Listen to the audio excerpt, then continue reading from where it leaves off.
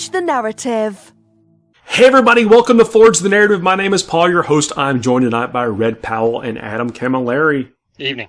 Evening as well. We are the Bell of All Souls podcast. Thanks for joining us, everybody. Man, big day. Like, I think of this book has been foreshadowed more than all the other Psychic Awakenings, except maybe the first one. But I mean, G Dub's been teasing us with this book for a good 2 months. Has it been 2 months or was it about 6 weeks? A long time, and I don't know if that was because of like a leak that, it spoiled the marketing chain or who knows, but there's been a lot of build up to this, and especially, with the stories and things, and people guessed right. We got Ragnar versus Ghazghkull. In this episode, we're going to talk about, as much as we're going to lead off with the orcs, then we'll get into Space Wolves, and then I want to talk a little bit about supporting our own community towards the end of the show with everything we have going on right now, and ways, I'm going to have some special segments. We're going to start doing some extra stuff just to kind of, lift everybody's spirits the best we can, but talk specifically about how to kind of bridge in between that kind of stuff and how you can support some of the people around you and the businesses that you normally support if you're able. But that's coming up later on the show. Let's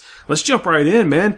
Ghazghkull Thraka. Firstly, the models. For Gaz's model, yeah? What do we think, guys? Total winner. I think so. So I heard someone say recently, what was it? The orc version of a Hellbrute or an Obliterator, and I can see that to a certain extent in the fact that you have an orc head sitting in a mass of metal and armor. But I think it fits. Like I honestly like the aesthetic. I like the approach. I like that he's on this bigger base. I mean, he is a larger than life orc, and I think it fits the narrative to him. If he got his head cut off anyway, why stick the rest of the parts back on there? My only gripe is, for some reason, this is purely, like, I can't point to anything on the model to make this accurate, but it feels like his armor looks too well made. I'm looking at the picture, right? The same pictures everyone's looked at. I don't have the model in front of me right now. I feel like it shouldn't be symmetrical. Like, if you drew a line down the middle of him, the both sides shouldn't look the same. Like, he shouldn't have the same rolling armor panels through his shoulder joints. Both his knee pads shouldn't be the same size. Both his feet shouldn't have the same amount of claws and stuff. But this is total nitpicking. Man, I know. Talk about picking nits, my friend. I know, man. But have the same amount of toes. If that's the worst we can say, that's, whatever. Exactly. That's fine. I do love the giant claw. The exhaust pipes on the top, I don't know how I feel about that, but it does look like they took orc truck parts and, they just, whatever they had laying around to put him back together again, and I can kind of appreciate that. Well, so he's a Goth, yeah, and the Goth clan symbol is a bull's head. And so you see the skull in the middle of the top of his head, like his crown. The exhausts are making the bull horns for the Goth symbol. No, I get it. I get that. But it's, the exhaust pipes or whatever. But at the same time, I do think it looks like he's been cobbled together by, orc magic, which is cool with me. His rules. Oh, also, let me just jump real quick. We're going to talk about this in a second. But Big Mech with a custom force field, not a Mega Armor Big Mech, just a regular old Big Mech with a custom force field is in this book. Orc players rejoice. Probably the biggest reveal from the whole book is having that dude in there. One of the biggest complaints I've heard from all players, and all players, they do have quite a little bit to be complaining about. Like, it's not unjustified, the complaints. But yeah, that being removed for little to no reason, seeing as G-Dub had an existing model for it for so long, and then just having it taken away did leave a bad taste in a lot of people's mouths. But hey, he's back. Yeah. No need to complain. It's back. Well, I get where they're going with, things like they want to have, the models to support stuff, and if you have to cobble together too many kids. But then the Space Marine Captain on a bike exists. So, look, I think if you can make it out of plastic parts, and it's been something that's in the codex for people, keep it going. Whatever. That's one man's opinion. I don't have anything to support that other than just my desire. Well, I just want Vect back. Just give Vect a new model. Give Vect a new model. How did you get from piecing together plastic kits to wanting a Dark Eldar model? Complete Well, look. Name another like big head honcho, like polarized figure of a whole codex, a whole super faction, whatever, that doesn't have a model. Like, we have Gilliman, we have Ragnar, we have Logan, we have all of them. They've all got models. We have Ghazghkull, they all have a model. Dark Eldar have a king, have a lord, and that doesn't have a model. Adam, Silent King, Necrons. I'm not letting you two jokers get us off topic. What's his face? Wow, technically Dark Eldar have Lilith, so... Well, that's true. That's fair. All right, well, I guess Necrons can just complain too. And Drazar. Necrons have 1,000 characters. They literally have probably the most of their choices in their books are character models. Yeah, but that's like an Ultramarine complex, though. It's all the same dynasty. That is true. Do we say Ultramarine or do we say Matt Ward? There was this. So Necrons have the smallest amount of unit choices. I think of anyone in the game, maybe T-Suns. But T-Suns are like a smaller codex and everything else. And yeah, you're right. Like a third of the Necrons book is like special characters, like Nemesis, Andrek, and almost. Big Mac with custom force field. They're all Sortek. I'm bringing this back. Big Mac with custom force field, 9-inch range, 5+ invulnerable save. While their whole clan models, while they're wholly within the 9 inches, receive a 5+ invulnerable save. 55 points, 4 extra points if you want to Grot Oiler. It fits. The reason that it was so missed is that it fits really well in a lot of the battalions and stuff that you need to make your army work, to get to those CPs and stuff. And it was just a big point swing to include the rest of to include the other options. I mean, you guys already hit it. That it's still blowing me away that the Big Mech is back. Like, I think that is just such a big deal. Same. I think it's a huge deal. I mean, and I can't remember seeing any of that in the Warhammer community articles or anything. And so, like, that thing has just, for how it got taken out, and like you were saying, Adam, it was such a big deal for the Orc players to lose it, and then for them to just, like, for it to sneak under the radar almost and get in like that, like, that's like Christmas. Well, it actually created a lot of arguments at tournaments and things. I know at CanCon, which is the biggest tournament in Australia, they ruled that you couldn't take it, even though it was included and had a points value in chapter approved. It was listed. They were of the opinion you couldn't take it. It was illegal, and technically, I think they were correct. But now they put it in chapter approved and listed it with the points value because they knew it was going to be included in this book, and therefore it wasn't going to be nullified for so long. But yeah, it created a lot of what has turned out to be unnecessary arguments. Isn't that what Warhammer often does? Oh, absolutely. That's why I play the game. I mean, I don't know what you guys are here for, but unnecessary arguments literally get me out of bed in the morning. Ghazghkull Thraka's got just a rule that we have not seen before in this edition. Uh-oh. I mean, we've seen it on the Warhammer community site, but the Prophet of Gork and Mork, the model has a 4+ invulnerable save. In addition, this model can only lose a maximum of 4 wounds in each phase. That means only, in the movement phase, he could technically lose 4 wounds. He just can't lose more than 4 per phase. That's him. Oh, it's awesome. It's a big deal. And I think the only other thing that I know of in the entire, lexicon of Warhammer, any game they've made, I think Marathi from Age of Sigmar has a similar rule. Where she can only take a certain amount of wounds per turn. So yeah, this is a big deal because otherwise, if he was just toughness 7 with 12 wounds and a 4+ invul, he's essentially exactly the same as a Hive Tyrant to kill. And people have been prepping to waste Hive Tyrants since Adepticon last year was it 2 years ago? Yeah, Adepticon 2 years ago. Yeah. Well, when people were taking 6 or 7 flying Hive Tyrants. Yeah, they just get reduced to their stats, or what they do didn't matter because they just had X amount of wounds and X amount of toughness and save, and that matters, right? But this completely short circuits that. Amazingly, and against armies. So there are armies that this doesn't matter as much against. So some of those being Eldar and Grey Knights, and then there are armies that this matters so much against. E.g., Tau. Tau can't kill this guy in less than 3 turns because they can't they got no freaking chance in charging him and doing any wounds. I don't know about anybody else, but they don't have a psychic phase, so they can only deal damage to him in the shooting phase. So it literally takes them 3 turns, no matter what they do. 3 turns. Grey Knights have a sneaky sniff of a chance to kill him in 1 turn if they could get enough smites on him, if they can, vortex him. And even then, it's unlikely. Yeah, I think that is a little bit of wishful thinking. Now, that's the first thing everyone said. Well, my Grey Knight, every Grey Knight player. Now, look, there are going to be a lot more Grey Knight players. There are. I think they're in a solid B+ tier codex now, where before they were a solid F. Yeah. So you'll see them. But the fact that, smites still work how smites work. Yeah. And so, Gretchen. I'm only speaking from a theoretical point of view of the armies that can theoretically do it. Yeah, I'm with you. Yeah. But I'm with you 100%. Grey Knights will only be able to do this if they're literally clubbing the absolute god out of an Orc army anyway, and you have no boys left, you have no Gretchen left, it's just Gaz catching smites with his face.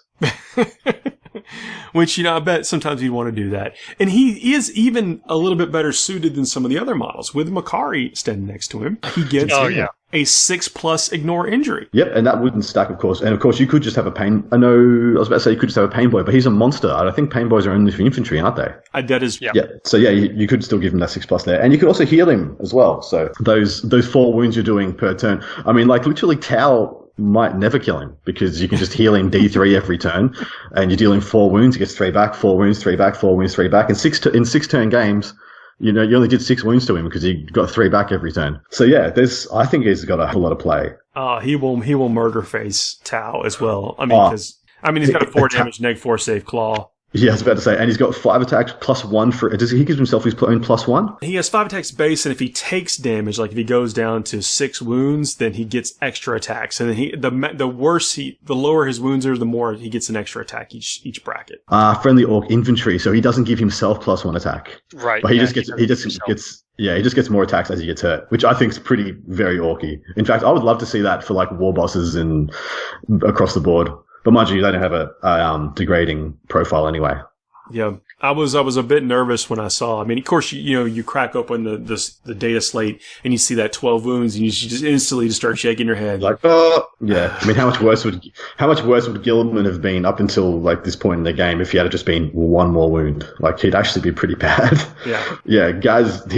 I think they need a rule like this, either that or a way or some kind of like Savior Protocol-esque rule to make these big, always going to be over 10 wounds characters work as they wish. Well, unless you're going to skip straight from like the 10 to 12 wound range to like the 18 wound range, which is where like Magnus and Morty sit, and they're pretty fine where they are. Well, looking at this rule, you start to think, oh, is this going to be what determines whether or not big characters are good or bad? Like, if the next character that comes out doesn't have this, are we going to assume that character is bad? Yeah, possibly. Like, if let's say like Angron dropped tomorrow and he had 14 wounds and only a 4+ invulnerable save, like that's not great. That's in this day and age, that's actually not great. I mean, we are seeing a little bit more of Magnus and Morty than we did, say, 6 months ago, but still, like, they're not. I don't especially see one on the table and get worried. I think it's the issue. No, I mean, it's what I like about this though is that just like you mentioned with Marathi, is that this kind of rule, though, being introduced into 40k, because I can't think of any other 40k model that has this similar kind of rule. Now, I might be mistaken, but I'm hoping that this is setting a precedent going forward. And so we've got other Psychic Awakenings coming out, and things like, you mentioned Angron. I'm thinking Greater Demons. I mean, I ran Bloodthirsters, and to think a Greater Demon, 3-up armor save, 5-up invuln, that's nothing, right? Like, you can swat Greater Demons off the table easily enough, but you make it so that they only lose X amount of wounds in a given phase, and you have some real durability out there all of a sudden. You guys are all off. We've seen a preview of Fabulous Bill. Fabio. He can't believe it's not Primaris. It's fantastic. If it can't be Fulgrim, I don't know what's coming next. That's pure. I mean, I'm wishful thinking with you guys right now. Give me a triumvirate. Give me a triumvirate with Lucius, Fabulous Bill, and Fulgrim in a triumvirate box. I will lose my mind. So yeah, I think Ghazghkull's Claw doesn't have the -1, so he's just swinging at his 2+. Yeah, which is strength 14 -4 damage in Yuntus. That is fearsome. Yeah, yeah. Do you want to talk about a Centurion killer? Oh, that's a good point. I haven't really thought about that. He's right at that spot where just every casual hit is a Centurion gone. Yeah, it's big actually. He's just got to get there, right? And that's where I kind of think in a lot of cases, especially with a big mech and this invuln deal, and of course, if he brings Makari for the survivability, like last time I was on, we talked about Black Legion and Abaddon. I kind of see Gaz in a similar role of this kind of centerpiece model to your whole army, where he's providing his buffs, and when he gets to somewhere, he's going to be able to crush it. He's just, with the buffs he's got and everything, it's going to be the concept of getting him to the fight. He is a Goth. You don't have to play Goths to use him. You can include him in your force, and he doesn't violate your clan culture. He gets one extra rule for Goth orcs, though. Goths is the best. Reroll hit rolls of 1 for attacks made by melee weapons by models in a friendly Goth orc unit while they're within 6 inches of this model. So he's rerolling himself, and assumingly Macari, Macari. But in the other culture, that's what he would not extend to them. I do like that he's similar to. Well, I think so. Shadow Sun was similar, yeah. Except she doesn't give it. She can double Kauyon, but she can only double Kauyon for Tau Sept. Whereas the only thing he gives is reroll 1s. And if you take a War Banner, you take a couple of other things. The reroll 1s isn't that huge a deal. And so I think he's actually almost best use is not in a Goth's detachment. And there's some of these new ones you were talking about as well. So we're just, before we jumped on, Paul was regaling us with some of the new kind of detachments and things you can take, the new cultures or whatever. And man, some of them are actually kind of legit. We'll get there. There's new psychic powers in here. There's you can do things with the workshop, which I'm not like super hyped on, but it's still stuff you just couldn't do before, like the custom jobs. Yeah. I do love the how GW. So in Age of Sigmar, every single faction's got their endless spells and their terrain piece. GW for like a hot minute tried to do that with 40k, and no one gave any stuff. So I almost swore. No one blinked. No one even was just like, "Oh, that's nice." No one cared. It didn't even make a ripple. I just love that. And now they're adding some more rules to try and make them takeable. I think it's pretty cute.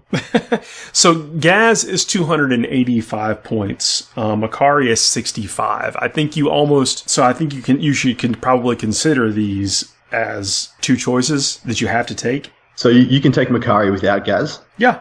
Yeah, nice. Yeah. So you said Gaz was 285. 285. Macari 65. Yeah, that's probably about right.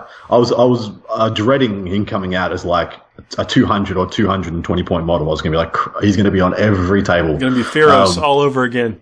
Yeah, it would. Yeah, but no, 280 I think is pretty reasonable. What's Gilliman at the moment? Is he 300?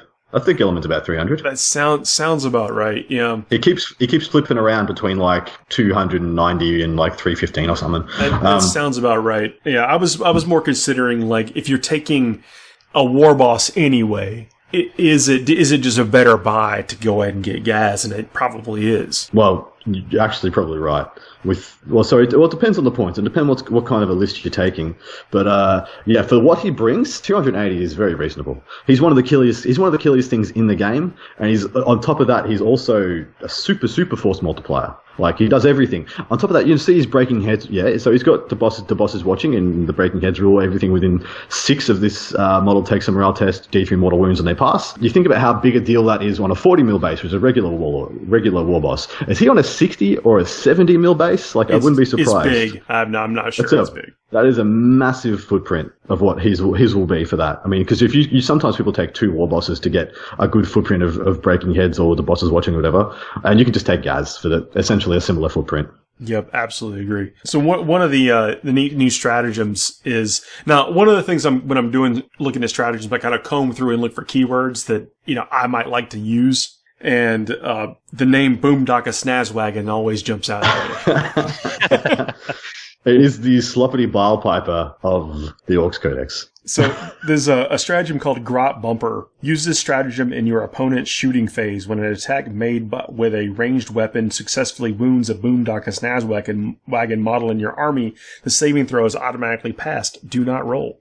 Nice. Each unit can only benefit from this stratagem once per battle. Okay. But not bad. Oh, sorry, my bad. Rowboat Gilliman, 350 points. Way off. Apologies, guys. I did have a sneaking feeling I was off. So yeah, 350 points for the rowboat. He was 400, not 300, and then got brought down when his rules changed. So 280 for Gaz. Yeah. Okay. Cool. Yeah, I can dig it. With that built-in survivability, man, it's just that 4 wound max per phase is gonna, and then with the ability to feel no pain and maybe even heal is really going to frustrate some heal folks. As well. Yeah, absolutely right. It's really going to frustrate people. And on top of that, you sink a lot of. Let's say you're just like, okay, so I've got 3-4 turns to kill this guy, and I need to start chipping away at him now. And then all of a sudden, he just rolls hots, and he's like 2 up saves, and he's 4 up invulns that just go hot, and you're like, wow, I've had to sink way more fire into taking 4 wounds off this guy than I actually wanted, and it becomes a big problem. It becomes a really big problem. He's now absorbed, 600 points of your shooting, and you've taken 2 wounds off. 2 wounds, exactly right. Or like the biggest one I think of is a knight. Like you shoot a whole knight at him, and let's say you roll garbage for your thermal cannon or your rapid fire battle cannon. Due to toughness 7, he chips away. You only get like 2 wounds through on your Gatling cannon. Then you're like, wow, I have to put a whole another knight into this guy. Because he's a night killer. Firstly, he's a night killer himself. And you're like, couldn't put a whole nother knight into him. Like, if you get 3 wounds on this guy, just give up and move on to something else. Yes, exactly right. You got to be like, well, I guess I just got to stop. And then he heals those 2 wounds back, and you're like, well, I just made no inroads. Yeah, and at night, there's a lot of things out there. I mean, even like Mortarion, for instance. Mortarion could run up there and smite this guy once, shoot him with lantern, and then go in there and put his big swats on him with his scythe and do 6 wounds. And then Ghazghkull comes back with, at that point in time, 6 attacks that are damage 4, hitting on 2s. Yeah, absolutely right. It could just get so wonky for people. Yeah, I think that's going to be an interesting thing. One of the other new stratagems is the biggest boss. I like this one a lot. Use this stratagem before the battle. Select 1 war boss model in your army. Add 1 to that model's wounds and attack characteristics, and it gains a 4+ invulnerable save. So 1 CP for a 4+ invuln by itself was probably enough to do it. Especially in orc armies where you're taking like triple battalions and stuff. Like, just 1 CP for the 4+ invuln was almost enough for you to want to pay for it. Getting the plus wounds and plus attack as well. And especially when we know that, like, Forge World wise, the biker boss is dead. Like, if the biker boss still existed, this strat would be off its guts. Just putting it out there. I can agree with that. This brings up the point. You're sitting there talking about the point cost of Gaz. Do you need Gaz if you can just use the stratagem? I think I still want Gaz, but that doesn't mean I want him to be my only war boss. I mean, fair enough. I mean, I think that what is the war boss pointed out? I should have it up, but what is he? Give me 160 points, maybe at the most. Yeah, I reckon 160 points with a claw. I reckon even less. I reckon I'm going to go 120 something with a claw, and we'll see how we go. All right, race is on. Who's going to get the points up first? There's probably people already chucking up in the comments, like already just slotting the comments. It's 110, guys. Gosh, get your stuff together. So they start at 90 with a power claw. 90 with a power claw. So you could even make him cheaper. You can go 90 down to with a power claw. Okay. With the power claw is 90 points. They are cheap as chips. Yeah. Okay. Is that stratagem used before the battle, or is that does it say one use only? It's once only. Yeah. Yeah. Good. And only if your army does not include Ghazghkull Thraka. So you can't put a biggest boss if you have Ghazghkull in the army. Yeah, I'm a fan of that. I think that's a lot of people do still take a claw boss. There's that crazy relic claw and all that stuff because they need a problem solver against big things and other killer characters. So I think that's just a no-brainer. I like it a lot. Yeah, there's a stratagem here called Unstoppable Momentum. It's 2 CP. This is so situational, but I have to imagine that this was enough of a pain point that it kept coming up. Bear with me here. Use this stratagem in your charge phase when an orc unit from your army has finished a charge move and dealt 1 or more mortal wounds to an enemy unit. If that orc unit is no longer within 1 inch of an enemy unit, it can immediately be chosen to charge with again. So I guess the only thing I can liken that to is overrun. You know how we've got overrun for Tyranids? Yep. If there's nothing within 3, they get to move again. These guys get to charge again. Does it say they get to just charge again, or is this the start of the fight phase again, and they get the whole fight sub phase as well? Because you do all that stuff in the charge phase. So if you do all that hammer wrath type things or whatever, and you find yourself not within 1 inch, you can immediately be chosen to charge with again. It doesn't say anything about a certain amount of inch pile-in. I think you pick up the dice and say, I'm charging these 3 units. Roll. So can you read that verbatim for me again? I think my brain just exploded. Use this stratagem in your charge phase when an orc unit from your army has finished a charge move and dealt 1 or more mortal wounds to an enemy unit. If that orc unit is no longer within 1 inch of an enemy unit, it can immediately be chosen to charge with again. Yeah. It was almost a game breaker, and then just got really narrowed. It goes so narrowed because it only works in the charge phase, and it's only after you've dealt mortal wounds or something.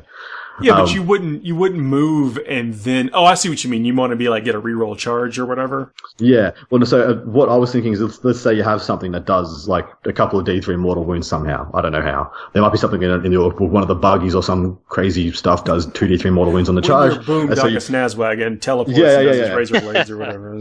Yeah, when you and so you charge the Snazwagon into something. Trump Dragster. I'm getting my. You're getting your wonky made up words by 3-year-old made up words mixed up. They also look like they were drawn by 3-year-olds as well. Remember, that's what I love about the buggies. You know when you're a kid in kindergarten and you draw those crazy ass cars with them, and it's got big wheels on the front, and it's got fenders, and it's got rockets on the sides and stuff. That's literally the orc buggies, and I love them. They invoke so much of my childhood silliness. But no, what I was thinking was, let's say you charge one of those buggies in that does 2d4 mortal wounds, yeah, and that's against like 2 scouts that are left from your shooters, and you charge 30 boys in as well, and then the Snazwagon kills the 2 scouts, and then the 30 boys who only rolled a 7 on their charge get to charge again and go even deeper. So it's not about the unit that actually does the damage; it's about using them to slingshot other ones, I reckon. But it would take a lot of doing to line it up. Yeah, I see what you mean. There's a neat one here called Hit 'em Harder. Use this stratagem in the fight phase when a Mega Nob unit from your army is chosen to fight with. Until the end of that phase, add 1 to the damage characteristics of melee weapons models in this unit are equipped with. That's actually pretty big. 1 CP. 1. Okay. So a unit of 10 Mega Nobs, I think, can get to 4 attacks apiece. So that's 40 attacks. It's strength ridiculous minus ridiculous D3 plus 1. That's really good. I think. For 1 CP, that's a bargain. Yeah, I think if you're taking Mega Nobs, which I'm a fan of, I think the Mega Nobs have not gotten their time in the sun yet. I know some people have used them to success, but I just don't think they've seen widespread success.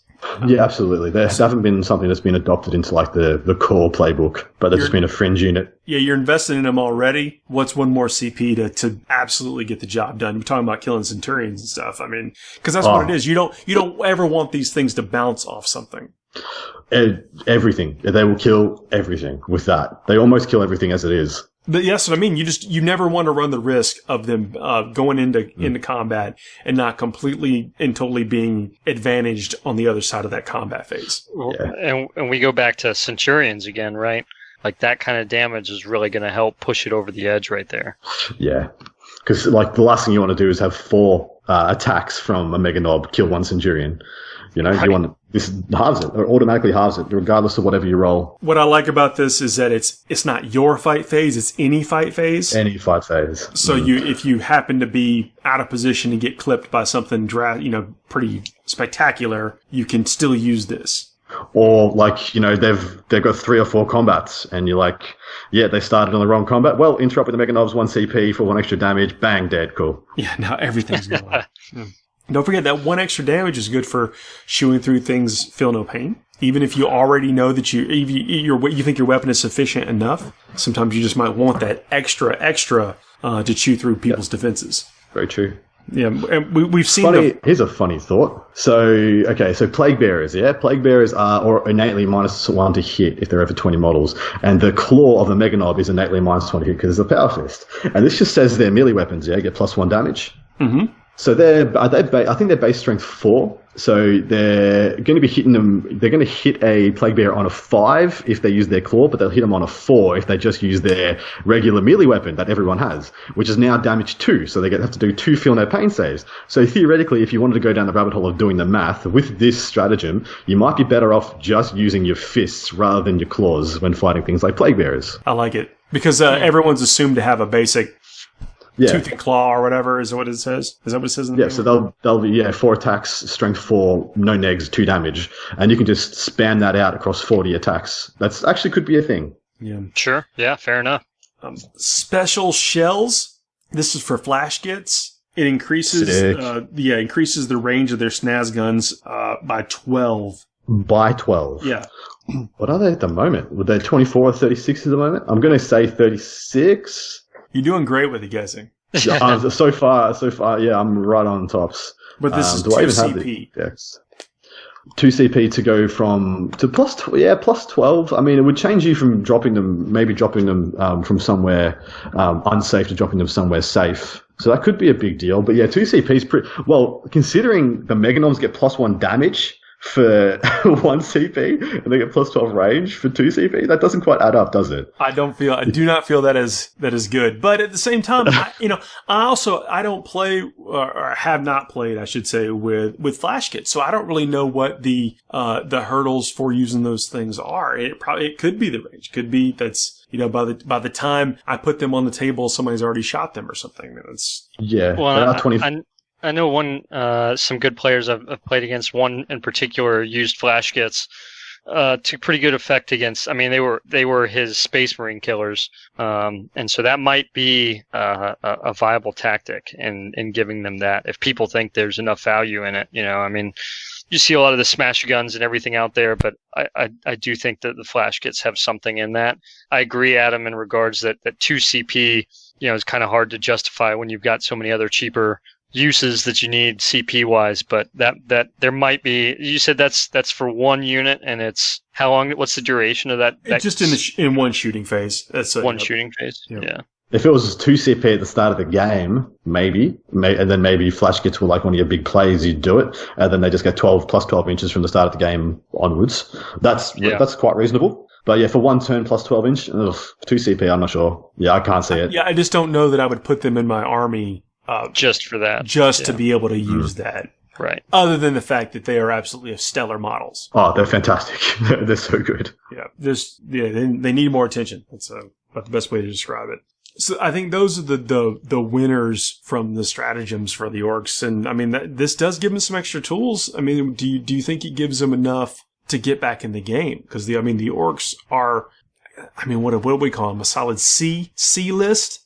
I put them a bit higher than that, but I think they're actually in a weird spot that they've become a very technical and hard to use, hard to wield army when they used to just be I remember back in the end of 7th edition we had the Green Tide. It was just 100 boys. They'd throw them in your face. I loved it. And you're like, have you got the time to win? And usually you didn't. But now like 100 boys isn't that much in the schemes of the game. And on top of that, there's actually a lot of tech in there. One of those biggest pieces of tech was that custom force field guy, and having that guy removed, having him back. Now you got Painboy auras, Warboss auras, custom force field auras, shock attack guns with like 3 or 4 layers of buffs you have to maintain, have to invest CP into. Looters who need maintaining, need CP, need protection, need bubbles with grots, there's a lot of. It's actually an onion list. It's got a lot of freaking layers to it, and it's not. It used to be a list you just chuck on the board and be like, rah. I'm coming for you. And now it's not quite that anymore because, So I don't think they're a C. I think they're a nice B plus, but there's a big gap between B and A now. And they weren't anywhere near closing that gap. I'm glad you mentioned Ludas because I forgot to mention Clever Spanner. So use this stratagem before the battle. Select 1 Ludas or Burner Boys unit from your army that contains 9 or less models for 1 CP or 2 CP if it's 10 or more models. Whilst this unit contains 1 or more Spanners, you can roll 1 additional dice and discard 1 when determining the number of shots for burners or def guns equipped on the models in the unit. You would just do that, wouldn't you? Yes. You take a unit of 15, all of a sudden you got a unit of 14, but you got reliability. You'd take it for sure. Well, you gotta buy that, which I don't think he costs any different. I think it's just a. You can buy him a plasma gun or whatever, or something. I think is what he's got, but custom mega shooter, whatever it is. Yeah. Yeah. So for 1 CP or 2, if a large unit, and you can each unit can only be selected for this stratagem once per battle. Each unit. So I probably need a little bit of clarification on what that actually means. Is it each type of unit? Can I select 1 Burna and 1 Luda? Can I select a unit of Ludas, 3 different Ludas? I don't know. Yeah. I don't want to guess on that right now. I'm just saying that if you're taking the Ludas and the variable shots are dragging you down, this is a way around it. Well, that actually hurts it a bit. Only one use per game. That is a little bit rough. No, not 1 use. 1 unit would get it. So that unit would then be just who you protect with grot shields and stuff. I mean, of course. Oh, sorry. I thought it was similar to the Flash Kits one. Where no. This is once per game. Before the game thing that you activate, and then that dude, that spanner in the unit, as long as you have a spanner in the unit, then tells them to reroll their dice. How many CP? 1 for a 10 or more, or 10 or less unit. 2 for a 10 or more unit. Yeah. See, that's what the Flash Kits one should have been, and it would be okay. This one is actually really good. I mean, I don't know about you guys, but I haven't seen anybody taking more than 1 unit of 15 looters. Not since the mob up thing changed for him, for sure. Yeah, I was going to say, 2 years ago, I mean, I saw at least 2 squads of them, but yeah, it's been how insane would that be if that 25-man unit was getting... Oh, dude. Yeah, 2 dice take the highest with a CP reroll on one of them. Like, you're just going to get 2-3 shots every single time. Yeah. Because you'd have to roll triple 1 and 2 on 3 dice. All 3 be 1s and 2s. And yeah. I like these changes, man. I mean, it's better. This is better. This is objectively better than they were pre-book. I mean, for sure. Everything we should expect from Psychic Awakening at this point, by and large. Sorry, just about any faction that's come out has gotten a nice buff, and I think this is exactly what Orc players could have hoped for. I mean, the big mech with the custom force field is, again, that is a Christmas present, to say the least. Oh, yeah. So I was a little bit concerned with this book because when we know Chapter of Proof was being written, Gene Stealer Cult and Orcs were the 2 probably best armies in the game, but they were the 2 best books. Pre-Space Marines, there wasn't really any contenders about that. Orcs were crushing it. The Super Shock Attack Gun was like the biggest, scariest thing in the game, apart from like 30 aberrants. Tried to warn people about that thing. Tried. And I had a fear that these guys would get the GSC treatment because I feel like this book would be written about the same time as the GSC one, and they would get literally a backhand. Or here's a release that is literally empty pages. Enjoy. But no, so far what I'm hearing is there's some legit stuff here. I'm happy. Yeah, and we're not even through it all. There's more orc stuff. The orcs. This book ushers in specialist mobs. Some orcs form specialist mobs, greenskins who share an enthusiasm for less common obsession and group together with other like-minded orcs in a propensity for a certain subculture. That's gamers, right? I mean, that is us, yes. When you include a clan unit in your army, instead of nominating which clan the unit is from, you can instead nominate which specialist mob it's from. You then simply replace the clan keyword in every instance of that unit's datasheet with the name of your chosen specialist mob. And then it goes on to list the specialist mobs. And then it goes on to list what the rules for the specialist mobs are. And I've picked out a couple of my favorites. Yeah. Now, firstly, so I just need to ask: this doesn't break any other clan cultures for your army. This is the same as having like Bulgrin in a guard army. They don't necessarily get the Cadian stratagem, but they don't stop anybody else getting it. Is that what I'm hearing? If your army is battle forged, all clan units from an orc detachment, excluding those in a super heavy detachment, gain the subculture instead of clan culture. So as long as every unit in the detachment is the same specialist mob. So Yep, easy done. Yeah. So no mix and match. You got to take it all. Yeah. I mean, I guess you could do per detachment, right? So right. Yeah, it's sure. not pure. Right. It's not whatever. It's got to be all Blood Angels or something like that to get it. So the one that I think that I'm most excited about is the Feral Orcs, the Wild Boys. I think Duran Duran has a song about this. Warboss, Weird Boy, Knobs, and Boys only, excluding Biker and Mega Armor. Models in a unit with this subculture can pile in up to 6 inches. When making an advance roll for the unit with this subculture, roll 2 additional dice and discard 2 of the results. I love it. It just makes orcs do whatever they want to do better. It's good. Yeah. I mean, and I think it's important to mention that, I mean, although it's obvious to most people, I'm sure, but you don't lose anything from the codex. You still get to have all the same stuff that was in the codex. So all the stratagems that we're working in there, the Green Tide and the other things, you still get to use all that stuff. So this is just more. I want to sling a question to Red. If you're, you're the I guess combat expert of the 3 of us right now. How much more crazy, insane, janky stuff could you do if your berserkers piled in and consolidated 6 inches instead of 3? Oh, I mean that's the whole thing, right? Is that so they can consolidate 6 inches, but being able to pile in 6 inches, I mean, it is. When you were talking about orcs being a B army at the point of technical use, I completely agree in regards to this part right here. And there's so much in the fight phase that orcs are capable of that being able to consolidate, to answer your question directly, is an amazing thing. That amount of movement, I mean, you're talking 12 inches in just the fight phase for one fight phase, and the ability to get where you want to put the most hurt on something, especially when you're talking mobs of orc boys, for example, 30 models that you need to make sure get into the fight one way or the other.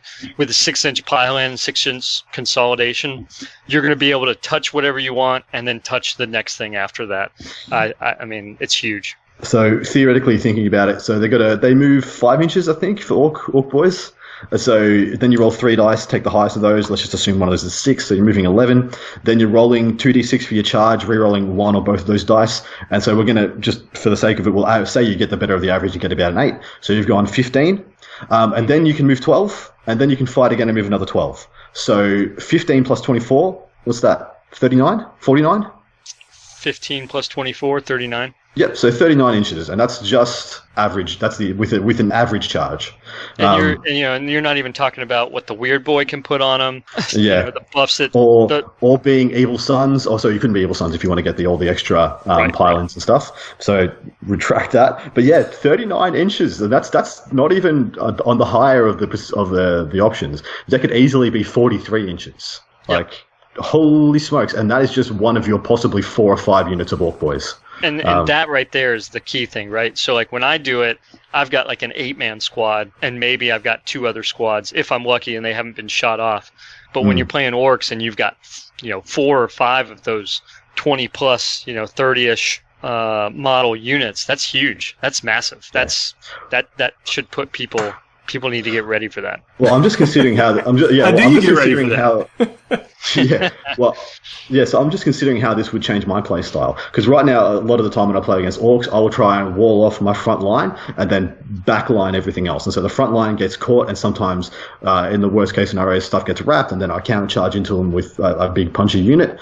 They'll hold in reserve. But now I can't do that because they will get to that front screen where I use guys to put into choke points and stuff and block them up and slow them down, and then they'll consolidate straight past, and they'll hit my back line anyway. So I'm going to have to completely rethink how I fight orcs just based on this rule. Yeah, so I mean, how do you first of all, you got to be careful because that aforementioned stratagem, if they have, and again, I admit I'm not as familiar with what they have available to do it, but if they have something that allows them to charge, and then they can deal enough mortal wounds for however they go about it, and they can defeat that screening unit you put up there, and they can use that stratagem to charge again.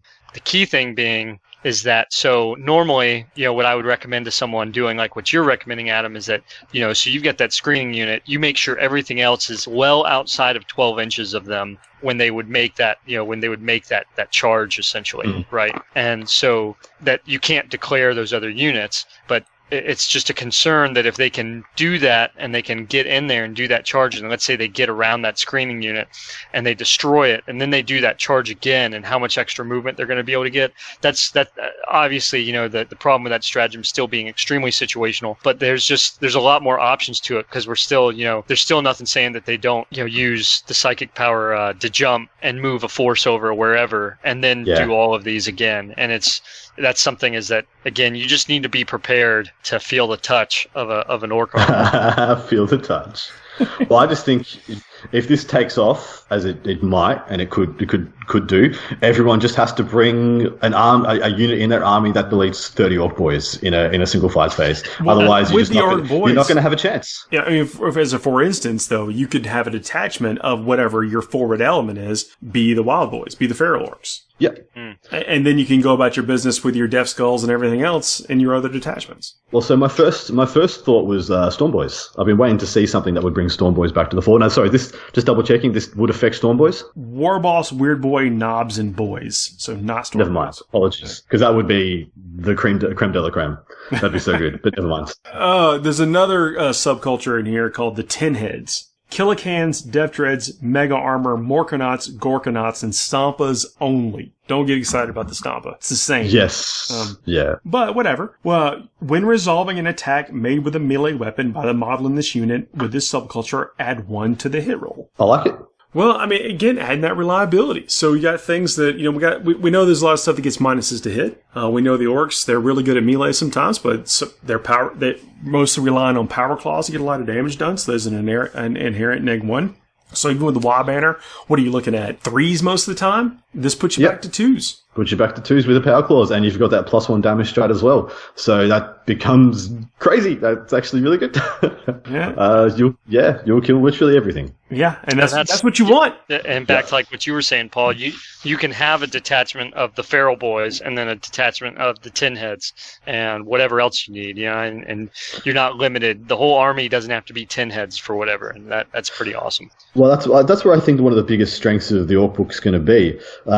Unlike a lot of other books, unlike Guard, unlike say Necrons, unlike Tau, where Tau, Necrons, etc. They, even if you have a custom build your own kind of stuff, you're probably going to be taking one across the board. I know Necrons pretty much always take one dynasty across the board. Orcs always take 2 or 3. It's always a 3 detachment army with 2 or 3 different cultures, and so I think this works into what Orcs already do and one of Orcs' already biggest strengths, which is ability to be diverse and ability to have a lot of different tools. Mm-hmm. Yeah, I agree, and you kind of pick and choose which one is right for you. Exactly. Now you're not going to get all the bonus stratagems and stuff, but I think there's probably enough meat on the bone here to where it's not such a consideration. Another one here. This is I know we all have a buddy who's a big fan of Gretchen. The Grot mobs. Gretchen model only. Models in this unit with a subculture gain a 6+ invulnerable save from resolving an attack by a vehicle model in this unit. The subculture rerolls hit rolls of 1. Nice. Yeah, I'm actually a big fan. Yeah, I'm a big fan of this, mostly because of what it offers to some of the best units that Orcs have, which is the mech guns. There's a mech gun for every occasion, except for the Bubble Chucker. Bubble Chucker is the coolest one. It's also the worst one. But like tractor cannons, smasher guns, custom mega blasters, they're all pretty good. They're all Gretchen models, is what you're saying. And they're all Gretchen models, yeah. Yeah, so they all get the benefit, and then the 6+ invulnerable save. I mean, better than nothing. Yeah, it's a bit better than nothing. I mean, I think that's better. The 6+ invuln makes more sense, makes more difference to the actual Gretchen models. So for every 30 Gretchen you bring is essentially 35, just based on your saving rolls, because you'll roll on 30 dice, you roll 5 6s, give or take, on in a perfect world. And so yeah, it's just kind of doubling down on your horde of annoying little dudes. There are other subcultures here. We got the Pyromaniacs, the Hunters, the Boom Boys, the Fly Boys. The Mad Boys. Tell me about the Fly Boys. I talked about Storm Boys a minute ago. I want to hear something for Storm Boys. Fly models only. When resolving an attack made with a ranged weapon against a unit with this subculture by a model that is more than 1 inch away, that unit is treated as having the benefits of cover to its saving throw. Isn't that just Blood Axes? Don't Blood Axes already have that? They may. When resolving an attack made with a melee weapon against a unit with this subculture in a turn in which it was more than 1 inch away from the enemy units at the start of the preceding charge phase, subtract 1 from the hit roll. Wait. It's a 2-parter. Yeah, sorry, say that first part again. That first part is the benefits of cover outside 12? If you're outside of 1. Blah, blah, blah. Outside 1 of an enemy model, you get the benefits of cover. When resolving an attack made by a ranged weapon against a unit with this subculture by a model that is more than 1 inch away, that unit is treating as having the benefits of cover to its saving throw. Huh. Okay, that's the best version of that I've ever heard. Who does that affect, though? Does that only affect Storm Boys and like planes and? It's fly models, so any model with a fly keyword. Oh, okay. So it would be Storm Boys, but yeah. Yeah, that's actually quite interesting. Huh. Yeah, that is the best version. That's the best version of that rule that I've heard. Outside 1 inch. That's part 1. Yeah. So the second part of that rule is when resolving an attack made with a melee weapon against a unit with this subculture in a turn in which it has more than 1 inch away from the enemy units at the start of the preceding charge phase, subtract 1 from the hit roll. So okay. Huh. All right. Well, there might be something in that, but yeah, we're more than happy to move on. But yeah, that's be one I wouldn't be surprised to hear about again down the line, because that's pretty saucy. The next part of the book is custom jobs. You have to have the Mech Boy Workshop. If your army includes 1 or more Mech Boy Workshops, you can give one of the following custom jobs to an Orc unit from your army. And, I'm not excited about taking the Mech Boy Workshop. Me either. I like the model. The model's pretty cool. Oh yeah, it's an amazing scenery piece. Like it's especially for displays and things. But yeah, like I said about that hot minute, they tried to make us want to take the terrain pieces. Yeah, but didn't quite take. What this does, it lets you upgrade certain models, though, similar to the way the Tau get their prototype systems. Yeah, exactly right. So you can do things like give the Gorkanaut a better gun, heavy 24, 36-inch range, when resolving an attack made with this weapon. If a target was within 12 inches when the bearer was chosen to shoot with, add 1 to the hit roll. Did you say heavy 24, or is 24-inch range? No, heavy 24, 36-inch range. So 24 shots. Yes. Huh, okay.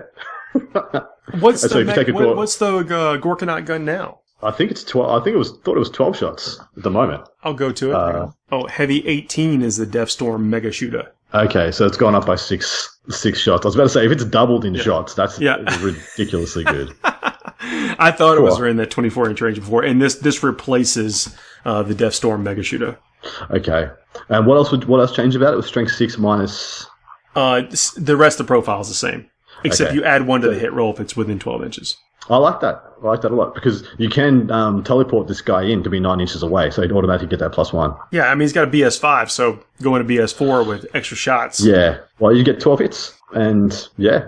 But you might get more. That's the promise of being a loyal follower of Mork and Gork, is that you might get that's every orc's everything. It's just like, but you probably get 2 hits on your shock attack gun. But hey, every time I play them, then they've got 5 shots, they get 4 hits. Yay. You got to believe. It's not quite the heart of the cards. What, in the green in the blood, or believe in the green in the blood? I don't know. Yeah, you believe in the green. That's what we're going to go with. Yeah. So I mean, there's a variety of things you get to upgrade here if you take the MechBoy Workshop. I wonder if they do something like that for the Knights now, because the Knights have got that very, very bad piece of scenery. Oh, right. I forgot about that thing. Yeah, you can shoot one knight more reliably, like marginally more reliably for 1 turn, but in exchange, you don't get to shoot it at all for the next turn. Yeah. And he's like, what were they on? Sorry. Moving on. There are specific clan psychic powers as well. I know there's just a ton. I mean, we've talked. That is a lot. Yeah, that is an awesome amount of material for orc players. Yeah. Like, this is another 50% more codex. Well, each one of the clans gets a single psychic power. That's pretty cool. So that's reminiscent of Chaos, I guess. Oh, and it's not quite as good as Space Marines, though, is it? Because Iron Hand's got an entire Raven Guard. They got their own psychic tree. Raven Guard have got their own tree. So once again, we can say something's good about a book, and then we got to hurt ourselves when we remember the Space Marine Codex. Rough. But, this is stuff you're not. I don't think you're going to move away from the powers you're currently taking, like the jump and Warpath, and it's one of those smiting. You're not going to not do that. How good is a power got to be better than the jump? How much better is it got to be? Yeah, it's pretty much just a double. Yeah. So the Bad Moon's Gleaming Gear. Gleaming Gear has a warp charge value of 6. If manifests, select 1 friendly Bad Moon's unit within 18 inches of the Psyker until the start of your next psychic phase. When resolving an attack made against that unit, add 1 to the saving throw. Invulnerable saves are not affected. Nice. It's not better than the jump, though. Nah, right. But you think about Mega Nobs? Sure, one more thing, right? Yeah, one more thing to add to the pile. Mega Nobs are starting to feel like Paladins now, where there's just... So we've already been through 3 different layers of buffs. Oh, mind you don't get the other layer of buffs, do you? Because you have to be Bad Moons to get this one. So they do kind of knock each other out. Yeah. What would you take as your preferred clan for Mega Nobs? I'd take the +1 to hit. I think +1 to hit's just crazy good. If I was planning to take anything more than 10 Mega Nobs, if it was only for 10 Mega Nobs... Which clan would you take? Usually it's Evil Sons, isn't it? Because you jump them over and +1 charge. Yep. Yeah, +1 charge, yeah. Yep. So Evil Sons, their psychic power is Visions in the Smoke. Visions in the Smoke has a warp charge value of 6. If manifested, select 1 friendly Evil Sons vehicle unit within 12 inches of the Psyker. Okay. Yep. Until the start of your next phase, psychic phase, when resolving an attack made by model in the unit, you can re-roll the hit roll. Oh, sorry, did you say shooting phase or fight phase? Let me just read the whole thing over again. Has a warp charge value of 6. If manifested, select 1 friendly Evil Sons vehicle unit within 12 inches of this Psyker. You can only select a unit with a wounds characteristic of 18 or more if the result of the psychic test to manifest the psychic power was 9 or more. I didn't say that the first time, but that's important. Okay. Until the start of your next psychic phase, when resolving an attack made by a model in that unit, you can re-roll the hit roll. So it's not just shooting, it's fighting and shooting. Okay. That does make it a bit more saucy. So yeah, well, that would go back to, what did we say about the Ghazghkull that you teleport in, and then you chuck this on him, and then he's got the 24 shots all re-rolling to hit. You could more Dacker him and get extra exploding, and then when he's on the charge with his sweep attacks, he's all rerolling to hit. There's some meat on the bone there because he's already going to be having the +1 charge from reserve as well, being Evil Sons. I don't mind that.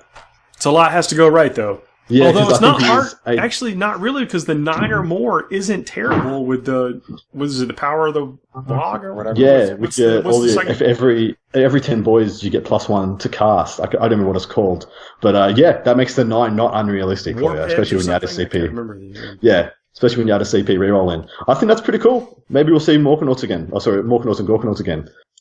Yeah, I mean, they need something to get them back on the table because they're such cool models. I think they had just such a brief stay on the table.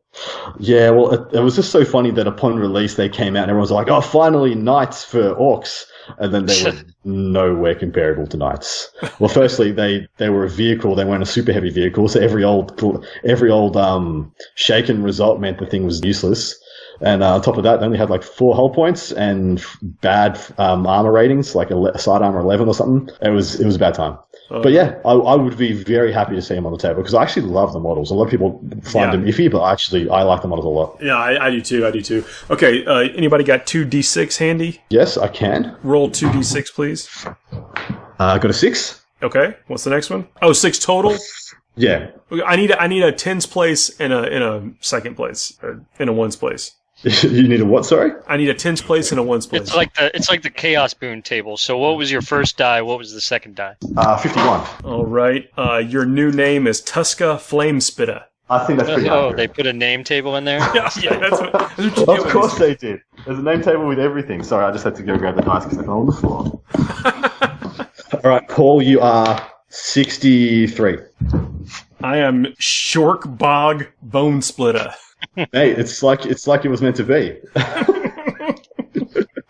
Red, you are 36. Oh, here we go. Farksnot Lugbog. Perfect. Why haven't we been doing this for every review? This is the best. It's now a tradition. Now we're going to do it. It is. Yeah. every book we do that has a name generator, we're doing it. I am Farksnog. You're the embodiment of Fartsnog. Just 100% Fartsnog. So this is good. This is good for the orcs. I mean, this unequivocally, it gets the A+ seal of approval. It's good. Yeah. Just don't tell me there's something in there that makes a shock attack gun hit on 3s or some crazy. I did not see anything that mentioned shock attack gun in this. Thank God. Yeah. I mean, the regular shock attack guns, fine, no problems. That super shocker, my God.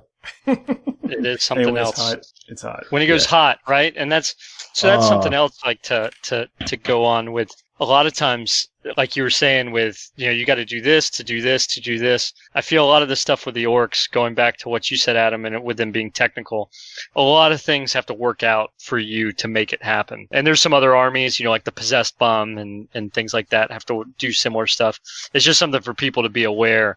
If they're going to get into it, you gotta make sure the sequence of events occur correctly, or else you can definitely find yourself just sitting there. Yeah, I call them the terms and conditions. You gotta tick off on the terms and conditions of your army list.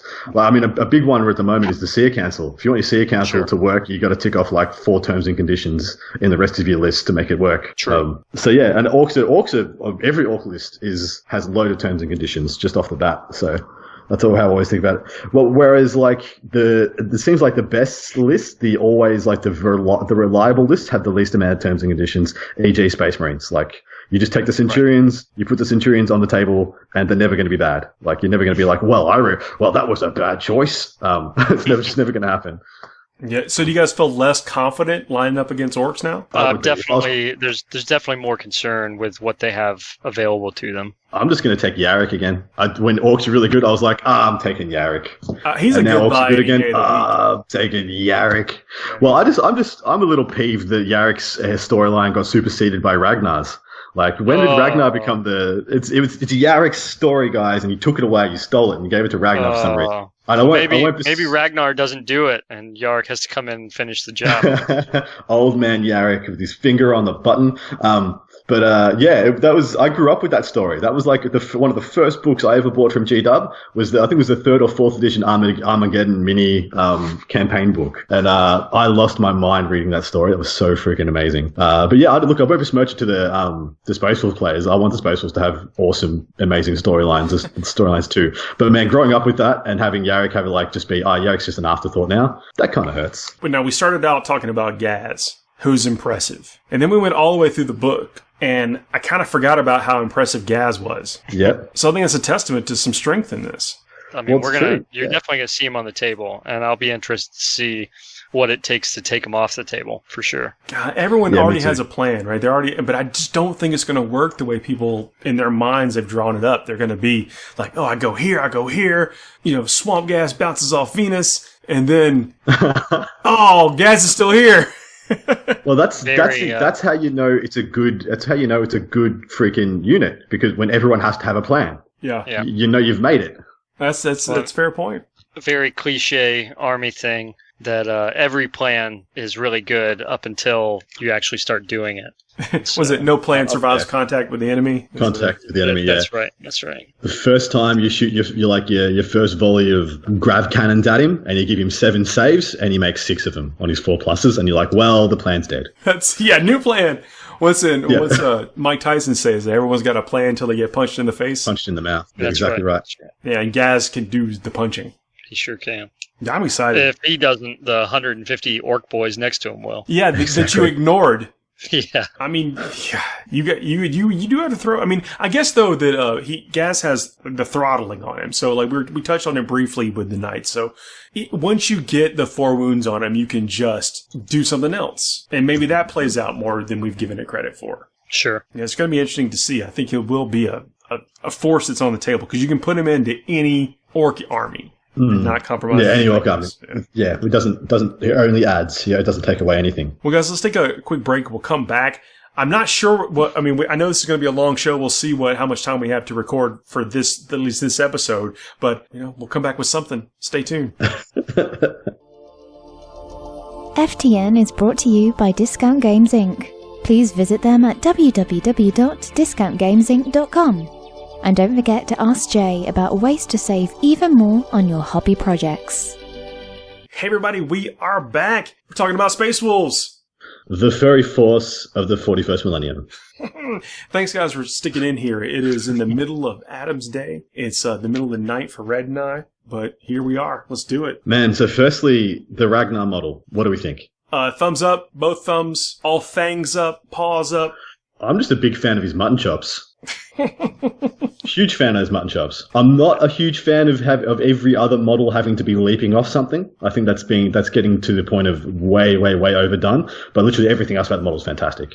In this one, I don't mind though, because it gives some parity with Gaz, so we get those hero moments. Yeah, you get that duel. I think, how cool would it be if they brought out like a 30k-esque, like, Loken and Abaddon dueling display piece for the two of them? That would have been fantastic. G-Dub, primary operative, please do that in the future. But these are coming out in dual kits, right? Box sets. And I think that the way they position the box set, those models do look pretty cool. I used to really not like the dudes on stands like that before the character rule. Now, like, whatever, man. Let's look awesome. Yeah, if he's getting shot, he's probably getting shot. Then there's nothing we're going to do to stop it. What I find interesting is that they've put 2 prime, huge, big note special characters into a box together. Like, I don't think I've ever seen a Ghazghkull level character in essentially what amounts to almost a starter box. It would be the same as having Abaddon in the current Dark Imperium box, or not quite Mortarion, maybe Typhus. Yeah.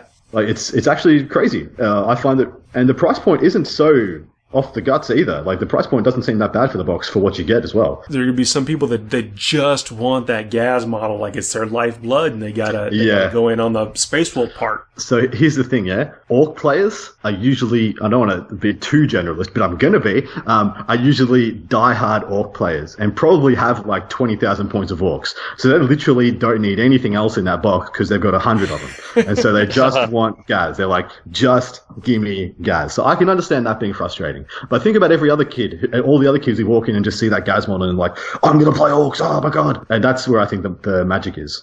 Yep. So let's talk about Ragnar Blackmane a bit. So Ragnar, we've seen his rules, on the Warhammer community site and some other places, but he starts out with 7 attacks. He's got the Primaris treatment, so he can't ride in drop pods or rhinos anymore. But he can ride in that sweet Impulsor. And that's all he needs. Right. Well, he doesn't get his wolves anymore, does he? So he needs to have needs to get an Impulsor being pulled by wolves now because he's jealous of Papa of Sansa's Slay. He's got the Angels of Death rule, which means he gets the Shock Assault and the Doctrines. Yeah, and Bolt of Discipline as well, but I don't think he only has a bolt pistol. So he does have a bolt pistol. He's strength 4 base. We'll get to that in a second. Toughness 4, also not super ideal, but he's actually better if he dies next to something important of the enemies. We'll say that. But 6 wounds, 7 attacks, LD 9. He's got his Frost Fang, which is +2 strength, so getting over that weakness of being strength 4 turns him into strength 6. Neg 4 AP, base 2 damage. Never before has there been such a potent chainsword. It's neg 4, so it's a better power sword. Well, Teeth of Terror. Well, so it is a chainsword though. That's his. He's got a double-sided chainsword. That's very. Yeah. Yeah, I'm not crazy, am I? It is still a chainsword. They haven't made it into a power sword. Chainsword, correct. Cool. Yeah. Teeth of Terror is +2 strength, -2 damage. So this thing is twice as good as the Teeth of Terror because it's got extra 2 rend. And it's literally still just a chainsword. So maybe Dawn's chainsword was a bit better than this one. But apart from this is the best chainsword the Imperium's ever produced. It's the double-sided chainsword, right? It's because it's double-sided, baby. That's it. That's all it is. You just got to put the saw on both sides and it gets double the rend. Man, I wish that had any truth to it. Oh, because all your stuff has double chains all over the place. Yeah, all my Chaos chainswords have a lot of double-sided stuff. Well, have you got any double-sided chain axes, though? I mean, how stupid would that look? But secondly, hilarious. Make those. I'll have to go look. I'm sure I do. I think there are, right? There are chain axes. No, that's right. They're not double-headed chain axes. But how cool would it be, from a World Aid's point of view? How do I make an axe better? 2 axes stuck together. Yeah. You're not wrong. Not wrong. Battle Lust. When a friendly Space Wolves unit within 6 inches of this model and not within 3 inches of an enemy model unit consolidates, it can move up to 6 inches instead of 3. Huge. We already talked about how important. Yep, yeah. Exactly. But it is such a big deal. It's not pilings though. It's not pilings and consolidate. It's just to consolidate. So this means it's just as hard to wrap things as it always was, but once you clear something, going and tapping something else is infinitely better. Right. Well, and that's where that consolidate for people, Paul, you said it's any Space Wolf model, not when just a friendly Space Wolves unit within 6 inches of this model, blah, blah, blah. Yeah, so, you're talking, there's a lot of stuff that could take advantage of that. Again, Space Wolves having that heroic intervention at 6 inches capability, there's a lot of things that could be a big deal having that, being able to kind of surprise you charge into them and then all of a sudden they can do this and then they're going to consolidate and they're going to gain so much more space and movement in arguably your fight phase, and then they're going to go into their turn. So there's a lot of initiative that you can seize on from that in the fight phase.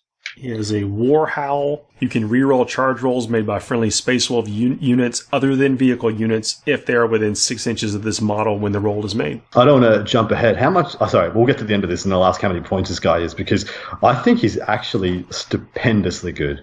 Reroll charges. We all know Space Wolves want to charge stuff. And this is non-vehicle, so this would count for cav, bikes, everything except for dreads and tanks. Essentially, but it's a great thing to have. Yeah. Next one. I like it that it's Space Wolves. So we're going to talk about Thunder Wolves a little bit and how you just don't see them very often anymore. And I don't know that you will, but everything's better when it can reroll something. Absolutely. Next one is Jarl of Fenris. That's just 3-roll once for being a Space Wolves captain. Yeah, reroll once to hit. Yep. Yep, just real wants to hit. And I assume, Paul, you're looking up his points? I know his points. 120 points. Whoa! Ferris 2.0. Yeah, Ragnar Blackmane is 120 points. We're not even through his rules yet. He's got the Berserker Rage. So when this model is affected by Shock Assault ability, add 3 to the attack characteristics to this model instead of 1. And he starts at how many attacks? 7, so that'd be 10 attacks. Oh, he's a solitaire. Congratulations. And he has a 4+ on your vulnerable save, so yeah, he pretty much is. Congratulations on your, Space Wolf Solitaire. I mean, he can't blitz, but he gets he rerolls charges. But so 120 points, he has 3 layers of force multiplication, being the 6-inch consolidate, the reroll charges, and the reroll once. And on top of that, he kills like you can't believe. Like, he kills so well, especially other Marines. He butchers Marines. Like, neg 4, 2 damage. Like, just wrecks them. So there's all these things you get to stack. I think we might just confine this segment to how degenerate you can make Ragnar Blackmane. Yeah, okay. Yep. But quickly, before we get too deep into that rabbit hole, this does open up the Vanguard Space Marines to the Space Wolves like 100%. So you've got all the things included in the Space Wolf from the Primaris stuff in the Space Wolf stuff. So that being the infiltrators, incursors, and such and such and such. Yeah, tactical war suits, suppressors, you name it, incursors, infiltrators. Invictors might be interesting for them in the long run because... yeah, with +1 to hit, they charge into combat hitting on 2s of those fists. They could just infiltrate 9 inches away turn 1. If you go first, you can just shove them down their throat. There could be some play there. Yeah, that's Rune Priest. Yeah, cursors too, right? Yeah. Yeah. And that's just out of the box. We don't even know any of the funky new stuff you can make them do or anything. So with Ragnar's 10 attacks, there are some stratagems that allow him to gain extra hits. Okay. Yeah, on a 4+. Yep. So on a 4+, he gets exploding attacks? Yes. All right. And naturally, we know for 3 CP, you can just make him fight twice, yeah? Yes. So we're starting at 20 attacks that are going to be... and he's got +1 to hit as well, because he's a Space Wolf on the charge, or if he was charged, or he can intervene, whatever. And so he's going to be hitting on 2s. Unless you're -2 to hit, he's hitting you on 2s, rerolling 1s. I'm going to actually just go out and say it's always going to be 20 attacks, because if you kill him before he gets to attack again, guess what? 2 CP is attacking again anyway. Let me walk through the stratagem just in case I'm not missing something. So here's Touch of the Wild. Use this stratagem in the fight phase. Select one Space Wolf character model in your army until the end of the phase when resolving an attack made by that model. An unmodified roll of 4+ scores 1 additional hit. Jeez. So he could have 30 attacks when it's all said and done. Well, you're talking about that's fighting twice, right? Fighting twice, exploding on 4s, with 20 attacks. I think there's a chaplain power, maybe, or it's a Space Wolf thing that gives you extra hits. Gosh, well, it's a super doctrine as well, isn't it? 6 is they're super doctrine in the assault phase. So he'd be strength 6, rend 5, neg 5, 2 damage, hitting on 2s, re-rolling, exploding on 4s, and possibly exploding on 6s.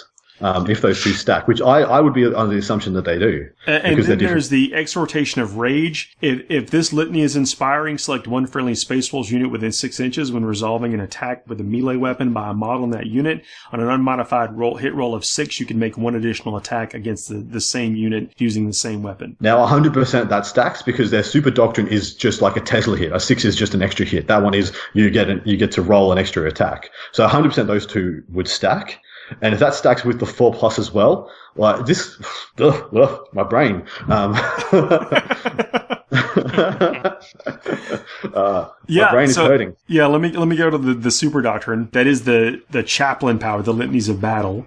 So just off the cuff, so he's going to have 10 attacks hitting on 2s, re-rolling, and let's say he's just in assault doctrine. So 10 dice, you're more than likely than less than likely to get 2 6s. So he's going to end up with about 12 hits, maybe 11 hits if he rerolls a 1 into a 1. So just at 11 hits at strength 6 -4, 2 damage, that's fearsome. Absolutely fearsome. So this is Savage Fury is the super doctrine you're talking about. Whilst this assault doctrine is active, if an unmodified hit roll of a 6 is made for an attack made with a melee weapon by a unit with this ability, then the attack scores 1 additional hit on the target. So trigger the one that hits on 4, rerolls on 4, extra hits on 4s. Is that unmodified 4s or is that just 4s? It is unmodified 4s. Thank God. Yeah, unmodified hit rolls of 4s. I say thank God because they get +1 to hit on the charge. So it would be 3s if it wasn't unmodified. So hitting on 2s with 10 attacks, getting 4s give you extra attacks, 6s give you extra attacks. If you're in the assault doctrine, 6s give you extra attacks on top of that. Yep.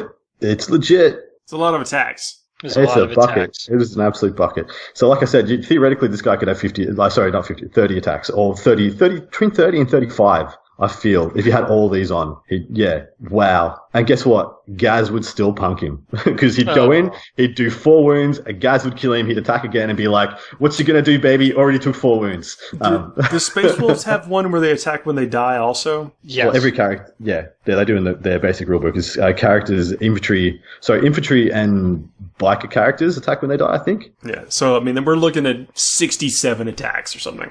Glug. Oh, so it wouldn't be that much. I was counting for attacking twice when I said 35. So 10 attacks with exploding. 45 attacks then. Yeah. Probably more than that, though. 7 attacks. Yeah. It doesn't even matter. 54. It's like 54 attacks or something like that. Do they have the regular litanies, don't they? So they don't have any specialized litanies apart from that one you just read out? They do have one additional. Well, that wasn't even a special one. That's just the litanies. They do have one special one, though. It's called Tale of the Wolf King and the Lord of the Deeps. If this litany is inspiring, select one Space Wolves unit within 6 inches of the model when resolving an attack made by the melee weapon with a model in that unit against a monster or a vehicle. Add 1 to the damage characteristics of that weapon. Wow. So that would get around Ragnar wounding most vehicles on a 5, but he'd go to damage 3. So it would kind of mitigate it quite nicely. Yeah. Yeah, because I think the strength 6 is the only thing that's going to hold him back from going into things like knights and stuff. But like with 30 attacks, does it even matter? Probably not. You're still going to get like 10 wounds off 30 attacks, which they're going to get no save against, and they're going to take 20 wounds. They can take 20 wounds still. No, it doesn't matter. It doesn't matter at all. Never mind. I retract all my statements. It doesn't make any difference. Oh, what a crazy dude. So we used to have this joke. You know the NutriBullet? You know that NutriBullet blender thing that they were spruiking for so long? So we used to say that was Gabriel Seth because he would just be like, he's the NutriBullet. He would just go blending and stuff. Yeah. It's Ragnar. Ragnar is the new NutriBullet, guys. He blends like no other. Yeah. Do you know when they're putting like shoes in it? Look, he'll blend a shoe. He'll blend a bowling ball. He'll blend your grandma. He's ferocious. What else can you say? For 120 points, abso-freaking-lutely he is. Because not only does he have like 30 freaking attacks, he gives you reroll charges. He gives you 6-inch consolidations. He gives you reroll 1s. Like, he gives you 3 great force multipliers that would make him worth taking, even if he didn't kill literally just about everything in the game.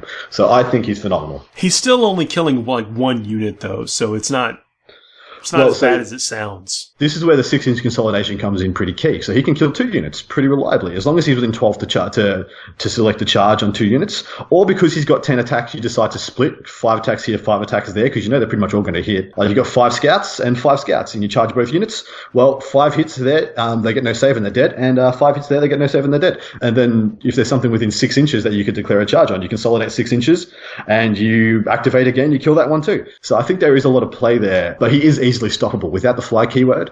Like you just have 3 Nurglings can just. I was going to say something like, well, think of the command point investment, but then like you still do it. I think you just still do it every time if your opponent gives you that opportunity. Well, you think about a Smash Captain, and people like throw away Smash Captains because they don't do anything except kill stuff. He does a lot more than just kill stuff, which I think is where the craziness is. And he's 20 points cheaper than a Smash Captain. Smash Captain's like 130, 141 points-ish, something like that. Yep. Now that the Thunderhammers cost 40 points.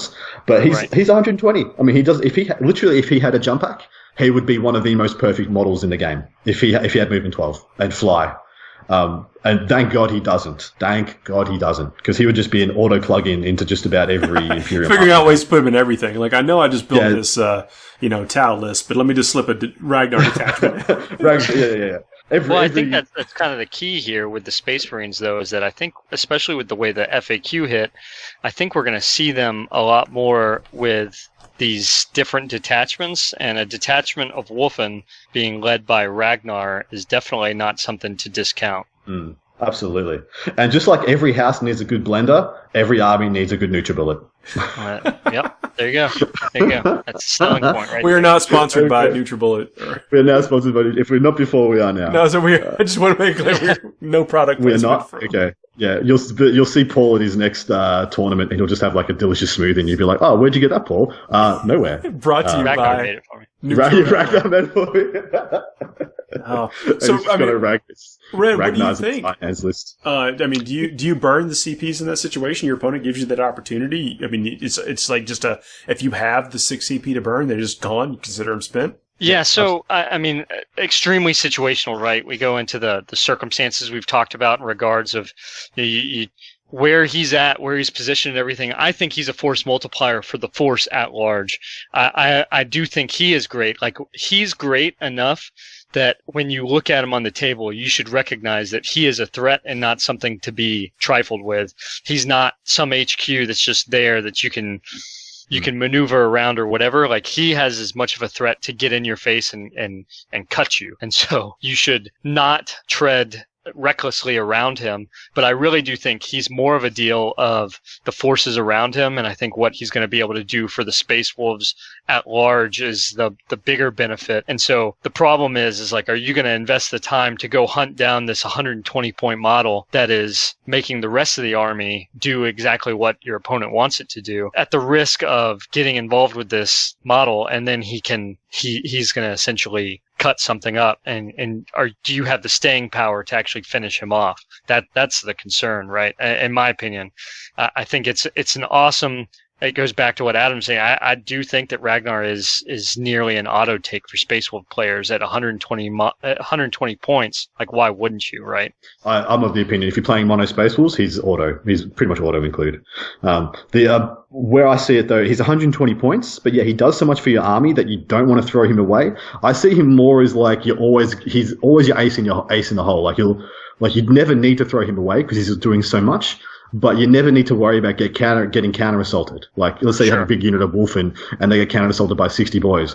Well, you've already got the solution there. Ragnar's nearby. Like, yeah, I see him as like your not so much solitaire, because I see solitaire as a more aggressive thing than you want to do him. He's not a heat seeking missile. That's what I'm trying to say. I'm trying to say his threat bubble, the bubble of his influence of power, is quite small compared to a lot of other ones. So I feel like you want to use him more defensively than just kind of throwing him away. But if you do get the option to go in and just cut up like 3 units with the guy, you probably do it for 120 points. You're probably like, well, here's Ragnar's time to shine. Let me strike down go straight. All these units. And you know, we were talking earlier about, do you charge him into a knight? He is a target for transhuman physiology, which Space Wolves get. You're absolutely right. And he's got 6 wounds. And now 6 wounds. 6 wounds. Oh, 6. Sorry. 7 attacks. I was about to say 7 is the freaking sweet spot. If you're not 9, be 7. Because 8 almost doesn't even matter as much. But yeah, 6 wounds is still pretty good. The only issue there is like against flat 2 damage, you only need 3 to go through. Being 7, needing 4, and then the 7 makes the D3s really wonky. Sometimes you can take like 5 D3 damage with 7 wounds and still like have 1 left and stuff. 6 wounds, but then transhuman again. If you're just looking to soak him into, there's not much he can't kill, and so if you need him to hang out for a turn, then you have this option too. Yeah, I just like that he's got a great profile to go in and kill whatever he wants, because despite having the strength 6, he has a great rend and he has a stupid amount of attacks. And on top of that, you've got all these incentives to not throw him away because he's doing so much for you just by surviving. Yeah. Space Wolves have the first 0-point stratagem. So knowledge of the foe. Use this stratagem in the fight phase when an enemy character is destroyed by an attack made by a Space Wolves model in your army. You receive 1 command point. That's so all good. Value. I think I was joking that lictors for Tyranids get the same thing, but it costs a CP. Like, you spend a CP to get a CP. Whereas they were just like, why do we even need to have it say that?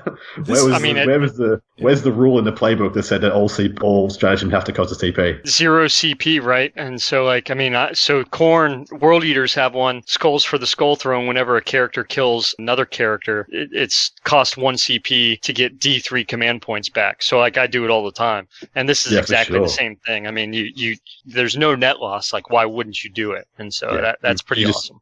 You're just gonna. This is aggressive. I mean, you got to think. I mean, you're going to reward me for doing stuff I should be doing anyway. All right. Exactly right. Yeah. Are there got any other crazy ones you've seen, Paul? So there are 2 that give some love to Thunderwolf Cavalry. Good. I see. Okay. Well, we'll talk about it. Let's see if this makes you any more excited about Thunderwolves. So for 1 CP, we have something called the Crushing Assault. Use this stratagem in your charge phase when a Thunderwolf Cavalry unit from your army finishes a charge move. For each model in that unit, you can select 1 enemy unit within 1 inch of that model and roll a d6. On a 2+, the enemy suffers 1 mortal wound. It's just the same as the Bullgren one, isn't it? Except the Bullgren one's a 4+. These are this is a 2+. It's the most aggressive Hammer of Wrath I think we've seen so far. Yeah, that probably is the best. But so the difference between the Bullgren one and this one is I don't think I see. Well, if I do see Thundercav, it's usually between 3 and 6, whereas Bullgren's usually between 8 and 9. So they get 9 chances on a 4+, whereas these guys would get. I guess they're still pretty good on a 2+. Like, why wouldn't you? I mean, it's 1 CP, yeah. Oh, yeah. I think if you have 5 models in the unit, you just do it. For sure. For sure you do it, yeah. I mean, if you maybe have 1 or 2, then you don't risk it. But still, though, how many times have you charged into something and just wish you had 1 more wound to do? It's true. But this is more of a strat where it's like, if I was already taking Thunderwolves, if I already thought Thunderwolves were good, this would just make them better. It's not a strat that makes me want to take Thunderwolves. Yeah. So there are a couple things in here, that reference Space Wolf cavalry. So, that would also catch the Thunderwolves. But the next one for Thunderwolves, and this has been on the community site, is the Death Grip Bite. Use this stratagem in the fight phase when a Thunderwolf cavalry unit from your army is chosen to fight with. Until the end of that phase, crushing teeth and claw weapons models in that unit are equipped with have damage characteristic of 2. That's not terrible. I mean, is it 3 attacks that the Thunderwolves get, or is it 4 attacks with the actual Wolfy Wolves? With the Wolfy Wolves. I'll tell you in a second. Hilarious. But yeah, going from, I think they're Rend 1 as well. I think they might be like heavy bolter attacks, strength 5. I believe they were strength 5, yeah. And can you tell me Thunderwolf Cav toughness 5 as well? I've got a feeling they're toughness 4. No, they're mounted, right? Here, let me just open up. Yeah. But the toughness 5 for Marines is actually pretty rare outside Centurions and Aggressors. I think Inceptors are pretty much the only things that have toughness 5. So getting the toughness 5 with Transhuman might actually be enough to make them relevant. So yeah, the toughness 5. Yeah, the toughness 5, and the attacks we're talking about, the crushing teeth and claws, is strength 5 -1 damage. So strength 5 -1 2 damage is legit. It's good. And it's 1 CP, yeah? Yeah, 1 CP. And there's 3 attacks per model on top of what they already get. So, you get a unit of 5 of these has got 15 of those attacks on top of the 2 attacks, which will go to 3 attacks from Shock Assault from the actual rider as well. So 6 attacks, all of which can be tooled up to be really relevant with whatever stuff you want. I mean, I think going to what you were saying, Paul, is this enough for people to play? I think it is. Like, if you're playing Space Wolves, kind of like what you said earlier, Adam, in regards of orcs, the people who are diehard Space Wolf players are like, they've got Thunderwolf cavalry, and what's to the point of going in, what's holding them back from playing it? Like, I could see them definitely taking advantage of it. It just makes it more playable for them to put it on the field. Beforehand, I don't think there was nearly enough support. I'm not sitting here saying it's the most competitive build out there, but at the same time, I do think it really gives them enough of a boost to justify some people putting down the models that they've loved and cared for over the years, and to really get them out there. Gene Rot Might is a strat. I mean, we know what the stratagem is from the Space Marines, but the Space Wolves get it too now, and they have a little bonus thrown in there for them. So the Gene Rot Might is until the end of the phase when resolving an attack made by a melee weapon with a model in this unit, and a modified roll of a 6 roll automatically scores a hit and successfully wounds the target. So again, you could put this on Ragnar too if you want. I know, but you don't need to. But yeah. If that unit is benefiting from the Savage Fury ability, the additional hits successfully wound the target. Oh, so every 6 to hit is 2 automatic wounds on the target. Yeah, if you're in the Assault Doctrine and Savage, benefiting from Savage Fury. And mono Space Wolves. Okay, that's pretty sick. Because I think that's how a lot of people were iffy on how that gets ruled. Because there are a couple of instances where that can happen with other armies. I think Black Templars, maybe, I can't remember. But someone was talking about that as well. Like, what do the 6s become? Do they become a hit, or do they become an auto wound, or where do they go? So that's cool. They've got at least they've set a little precedent. Yeah, For 1 CP now, late in the game when you probably down some models and you need to get that bonus, those few extra hits in, or you want to reduce your variance. Yeah, exactly right. While you have fewer attacks to make. Yeah, I like it. I like this better. I don't know that I would have used this in another army outside of the Space Wolves with this extra little bit thrown in. Is there anything there that buffs up Wolfen? I mean, obviously Transhuman is already a huge buff to Wolfen, just straight off the bat. But I mean, I'll just straight up, they cost too many points. points. Wolfen just straight up cost too many points. They can still be pretty potent, especially if you're going to tell me they've got another buff or two in there. Well, I don't see anything in here that I've spotted that specifically affects Wolfen, but there are things that affect Space Wolf infantry. Are they infantry models? They are, yeah. Pack Hunters. This is for Pharynxian Wolves and Cyber Wolves. Use this stratagem in the fight phase when a Pharynxian Wolf or Cyber Wolf unit from your army is chosen to fight with until the end of the phase, resolving an attack made by a model in the unit. If the unit is within 3 inches of a friendly Space Wolf infantry or Space Wolf cavalry unit, you can re-roll that hit roll. Nice. The stuff in here, I think that Ragnar is. I mean, we've talked about. He's a clear winner. But then this other stuff, it modernizes the space. I don't think it revolutionizes how they play, but it certainly modernizes them. I agree. I warned Paul at the start. I was likely to go on a little bit of a rant, just a little rant, and it was going to throw a little bit of a backhand at the Blood Angels. I wonder if you're ready for it. So I asked you if there was anything in this book that changed or enhanced the Space Wolves chapter trait. So, and I know as a Dark Angels player, I didn't get anything that improved Grim Resolve. I still just get, I can only lose one guy to a morale check, which is never going to come up, and I get reroll 1s if I stand still. Now, Space Wolves, they haven't got anything else, have they? They get +1 to hit on the charge, or if we're charged, or Heroic Intervened, and they get to Heroic Intervene 6 inches instead of 3, yeah? Is that it? They've got so they have Savage Fury and Hunters Unleashed. Those are 2 special rules. Yeah, Savage Fury being their specialist doctrine. Yep. And the Hunters Unleashed is in any turn in which a unit with the ability has made a charge move, rush charge, or performed heroic intervention. You can add 1 to the hit rolls in the fight phase. So where's the heroic intervention rule? There might. I thought in addition, a character with this ability can perform a heroic intervention if after the enemy completed all their charge moves, any enemy units within 6 inches of them. Yeah. Yeah, there you go. Nice. There you go. So Blood Angels, had +1 to wound. On the charge, if charged, whatever. Yep. Now, +1 to wound, I don't think there's much argument in that +1 to wound. Of the non-Codex Marines, +1 to wound is the best out of the sport. Space Wolves got, Dark Angels got, Blood Angels got, +1 to wound is the best one. I don't think there's much argument there. It's phenomenal. Enjoy that. Yep. So now not only did the Blood Angels already had the best one, on top of that, they get +1 advance and +1 to charge. Yeah? Which is Evil Sons. So they got the whole Evil Sons trait for free on top of what they already had, which was the best one. Space Wolves and Dark Angels got slapped in the face with a tuna. We got nothing. Nothing to enhance what we already had. Annoying. Very annoying. Why did Blood Angels deserve to... Yeah. Why did actually... It is, yeah. Well, look at Iron Hands. They got hugely advanced chapter trait. Ultramarines did. Salamanders did. Everybody did, yeah. But Blood Angels, so Dark Angel Space Wolves stayed exactly the freaking same. Nothing to change their actual chapter tactic. Every single other power armored Marine got enhanced in some way, shape, or form. Nah, not us, baby. So yeah, that's my gripe. Space Wolves, they have a deep codex. Like there was a lot in there. Now it just wasn't all that great, but it wasn't. I don't think it was. I should say they had trouble making cohesive forces. I think this is going to help a little bit.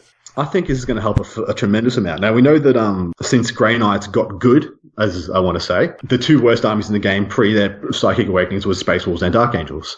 Now there was specific reasons for that. Is because they had a decent toolbox, but they didn't have any of the right stuff for the jobs. Like there's nothing to polarize their list into something that did something very well. They could do a bunch of different stuff mediocrely. Like, I don't even know if that's a word. To a mediocre extent. I'm hoping this book just explodes them exponentially and they can do a whole bunch of different stuff. Yeah, it seems like there's you're going to get a little bit more use out of the toys, and you've got a super character to build around. So I mean that's one of the benefits of Ragnar is that he is a build around character. Yeah, I agree. Which is, I mean, the Space Wolves get things, but the Space Wolves, like, for, my impression of what a Space Wolf player wants is that they want to be able to use their Rune Priest, their Wolf Priest, their Iron Priest, all the stuff that make the Space Wolfy stuff, and now they've got a real anchor in this Ragnar to be able to push everything forward and get things done. Exactly right. I'm digging it. So, how many pages of stratagems do they get? They get at least 2 pages of strats?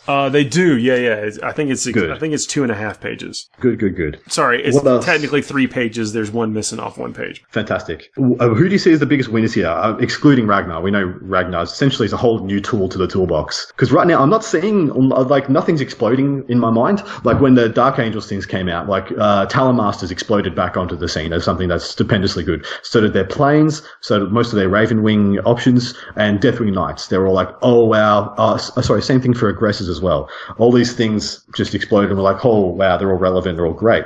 I haven't heard anything yet from Space Wolves to make me think, oh, they've got these crazy, amazing units you're going to probably see in every list. E.g., like, they haven't got a Doomsday Arc, if you know what I mean. No. Or a Sanguinary Guard.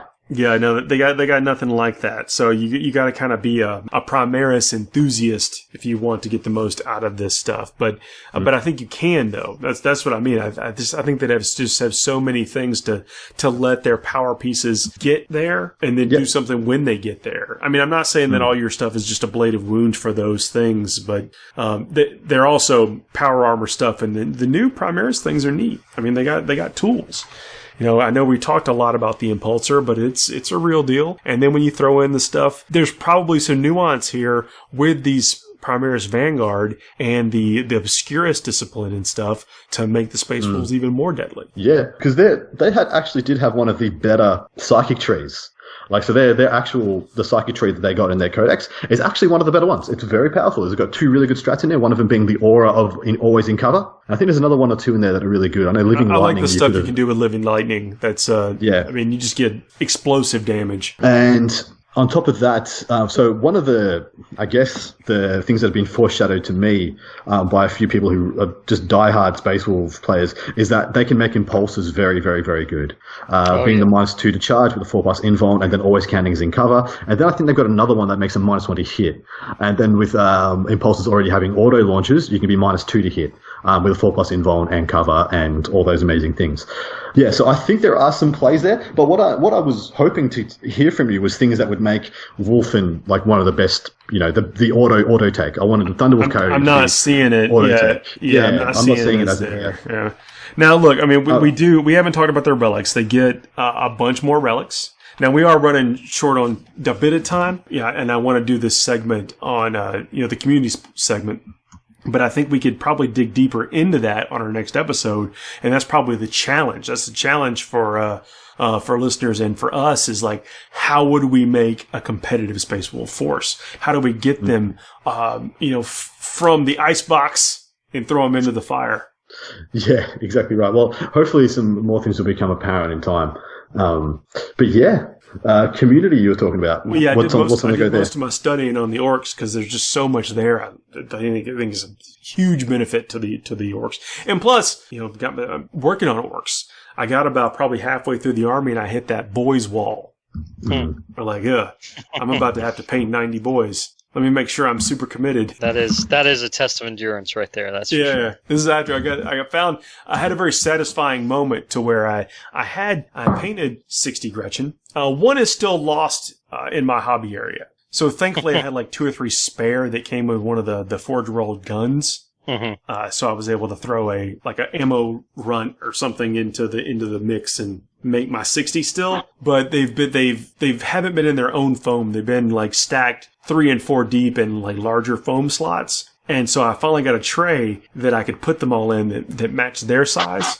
And discovered that I still had 60 grots. So very happy about that. It was very satisfying. So if I can quickly talk about, let's jump to just community focus. There's a lot going on in the world right now. I think we're all feeling like an economic crunch, and many of us are probably asked to limit our outside activities. That means we might go out to the game store less. We might, frequent the things that we go to on a regular basis less, and that's going to be a big impact to some of these locations. It may be easy for us to not see that, but if you are in a position to still support those businesses and those folks, I know it would mean a heck of a lot to them. And there's several different ways you can do that, even if you're not. I mean, look, if you don't have the means because your hours are also impacted, this is not for you. This is not like saying that you should do this at the sacrifice of yourself, and I mean that no matter what I say next. But if you can't do it, then you absolutely can't. But if you are in a position to where you can still do things as normal, then please support these businesses and these vendors. Like we're going to talk about over the next couple of weeks, the vendors that were impacted by Adepticon having to close. It's a real thing. Yeah, I mean these are folks that had invested in that. I mean, look, I don't want to lay it on too thick, right? I just want to point out that if we can still keep some normalcy along the way, then it would be a real big benefit to our community as a whole. And there you may find yourself, there's some little things like, you're going to be inside probably for a week or so, or I mean, maybe not completely confined, but you're not going to be going out as much. You want to build some models. You're going to make sure you want to have enough glue. So, get that glue, get that paint before, they may not have it, or they may have to shut the doors, or you may not have to go on different alternating times when they're not open or whatever. Or buy a gift card. Put $10-15 on a gift card, come back and buy something later. Yeah. I mean, absolutely. You're 100% right. These places that we all know and love that are in the local communities that you're out and about in, your friendly local game store, like, they still got to pay the rent. They still got to pay bills and whatnot. Like, what you would normally spend in a regular cycle, your own little hobby budget or whatever, like, by all means, and like you said, you take care, make sure that you've got that hobby budget, with everything else going on. But at the same time, like, don't hold back in regards of what you would have normally spent or whatever, otherwise, make sure that I agree 100%, Paul. It's the community didn't just vanish with our self-imposed quarantine. That all those needs are still there for sure. Yeah, and if you don't feel like you can get out, they may take that gift card by over the phone, or have they have some kind of web interface.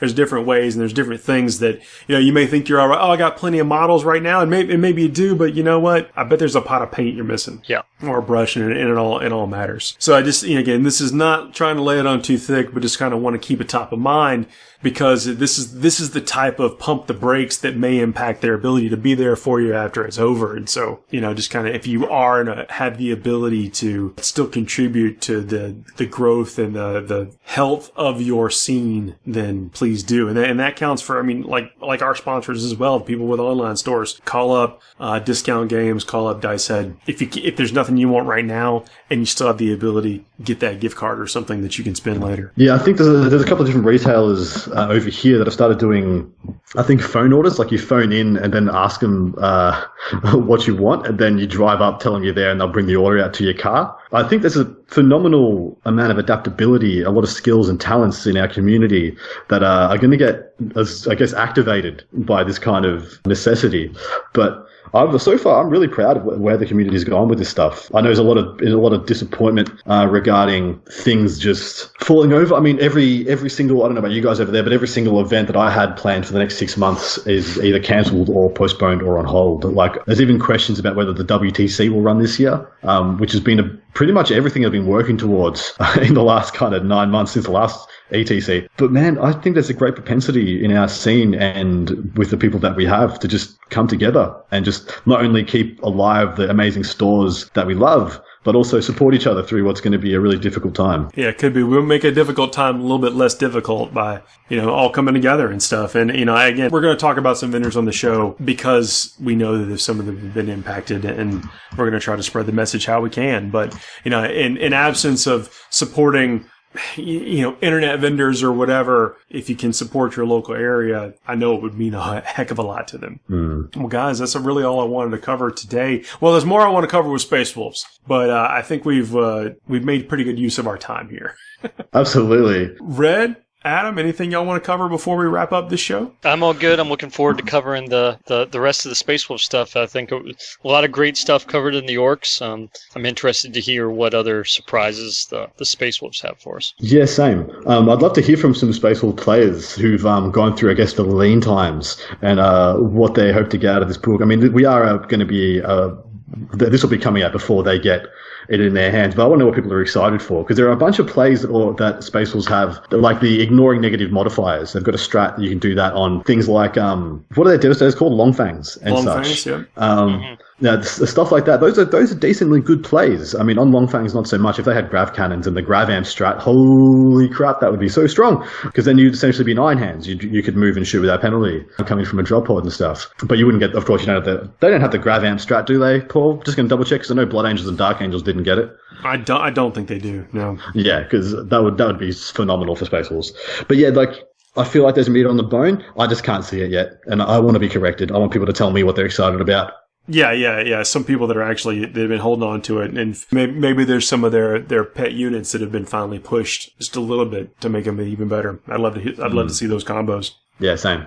Yeah, well, thanks for joining me. Thanks everybody for listening. Please like, share, subscribe. We're going to be bringing some additional content, especially during this time, coming up soon. So keep an eye on our YouTube channel and Facebook page, in addition to the podcast feeds. Take care, everybody. Yeah, good night, everybody.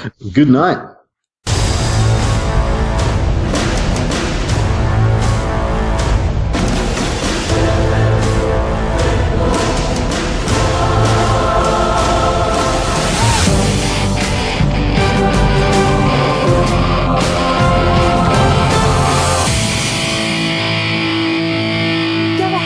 Make my day.